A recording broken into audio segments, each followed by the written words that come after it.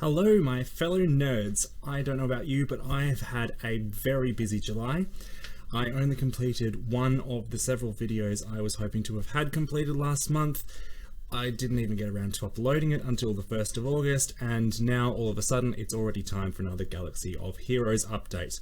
If you're not subscribed to this channel for gaming content, please bear with me. I do have about a dozen or so new videos planned for the coming months.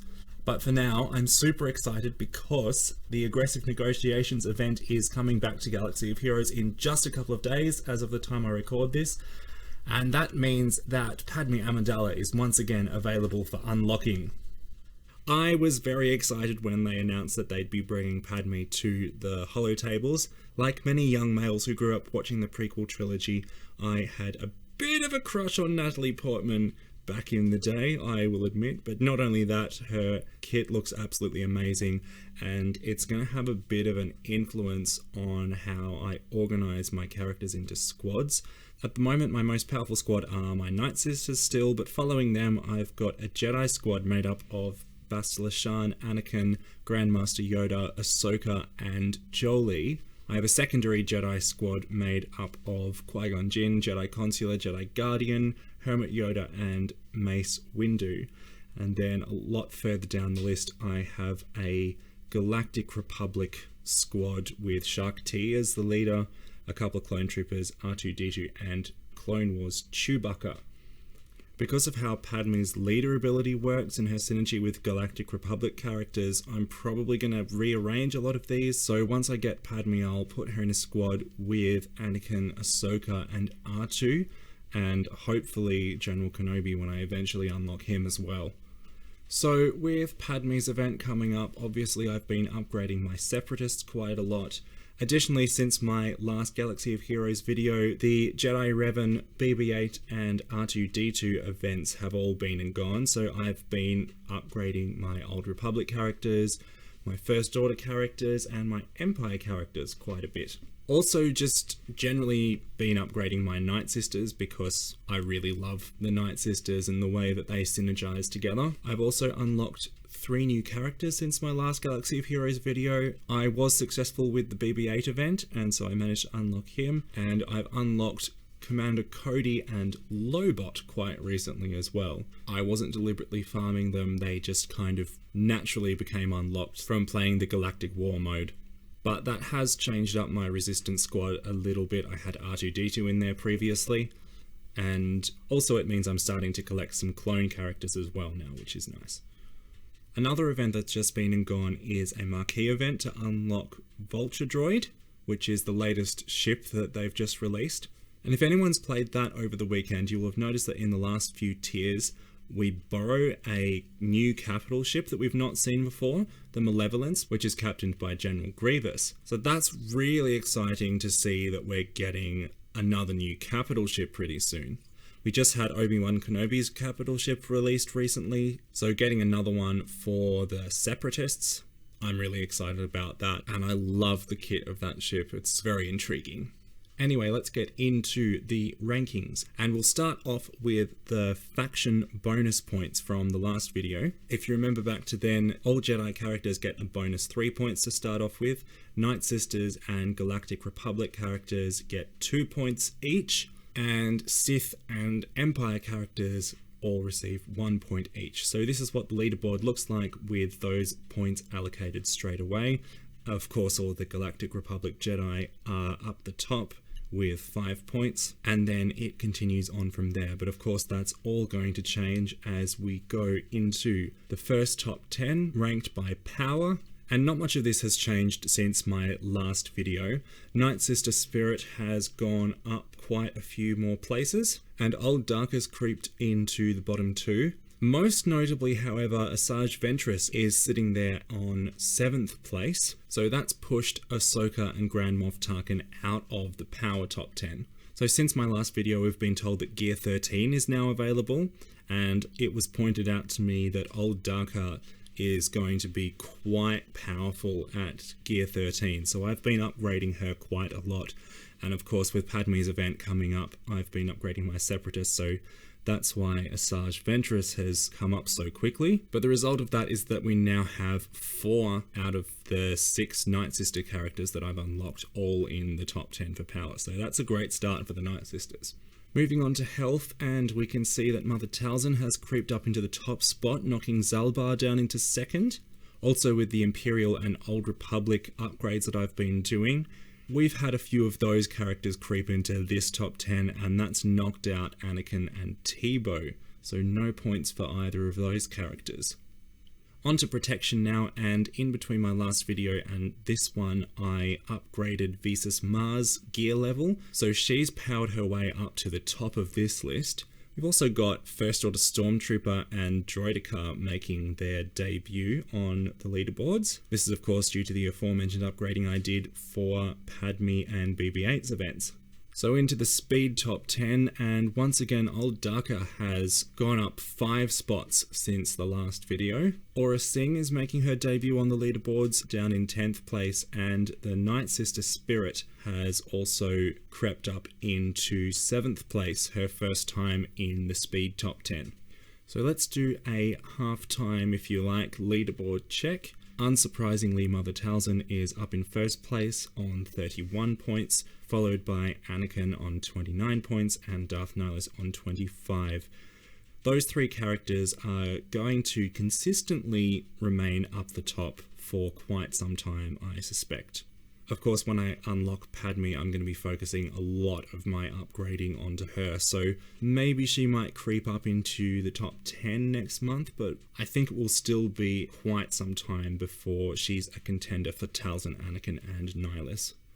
Even though some of these characters have not received points so far, we can see how the bonus points from the last video are still affecting the leaderboard at this stage. There's quite a few Galactic Republic Jedi hanging around, and I see quite a few Imperials as well. So moving on to physical damage now, and the top 3 characters here are the same as last time: Jedi Knight Anakin, Night Sister Spirit, and Night Sister Initiate. After that though, it's quite different. There are 5 new characters to this particular top 10. Droideka, Mother Talzin, the Imperial Guard, Mission Val making her debut on the leaderboards, and the Geonosian Soldier. So in special damage, it's going to start to become evident how my Old Republic upgrading is going to affect the leaderboard this time. T3M4 making his debut on the leaderboards in 4th place, which is an impressively high position to be coming in. I actually didn't realize how much I had upgraded T3M4 until I started making this video. I think he's actually my most powerful droid character overall. Old Daka also sneaking up 1 position from last time, and R2-D2 making his debut on the special damage top 10. Now, during all my Night Sister upgrading over the last few weeks, there was one point where I noticed that Night Sister Spirit had overtaken Darth Nihilus and Darth Sion to be the top position on the potency rankings, but it looks like I also did some upgrading with Darth Sion and he's reclaimed the top position here. Once again, we've got T3M4 appearing for the first time in 6th place, which is not quite as impressive as his 4th place position on the special damage rankings, but still very good for a first time. Sunfac also debuting on the leaderboards, and of course Old Daka also creeping up the rankings. This has all pushed Mother Talzin down into last place on this top 10, but she's still hanging in there.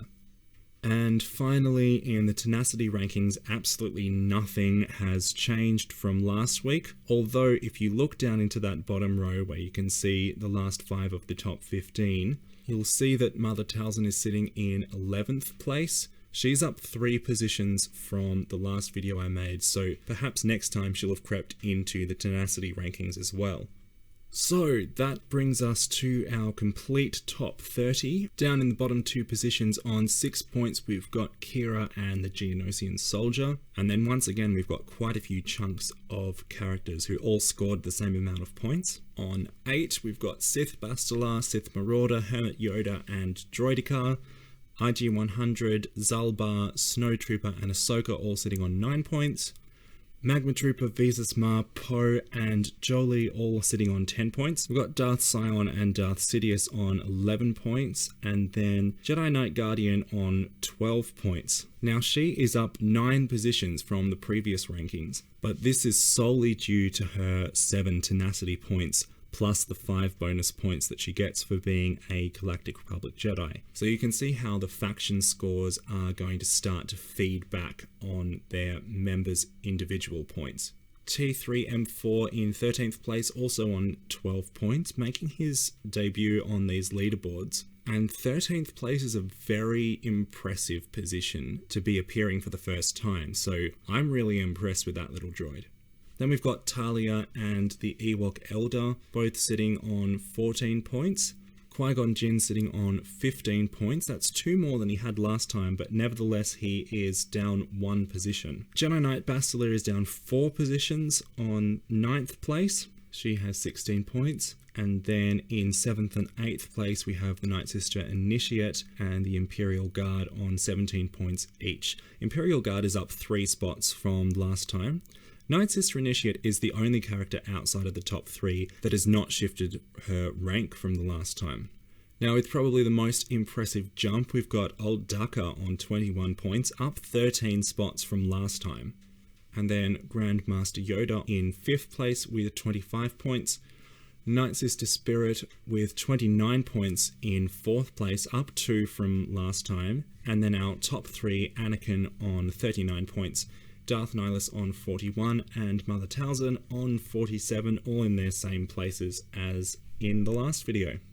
Interestingly, while the Night Sisters have been upgraded quite a lot, Mother Talzin actually has 1 less point than she did in the last video, which is very interesting considering that she also started with 2 bonus points. I have a feeling it might have been due to having been pushed down in the potency rankings so much. Nevertheless, the Night Sisters have now totaled 132 points. That's including 4 points from Asajj Ventress, who didn't quite make it into the top 30. And that is only 2 points behind the Jedi's total score on 134. So the Jedi remain in the top position for the factions, but the Night Sisters have crept up a spot into 2nd place. Now that won't affect the number of bonus points that they get next time, but it does put them in quite a good position to perhaps creep up into the top score when the Equinox video comes around next month.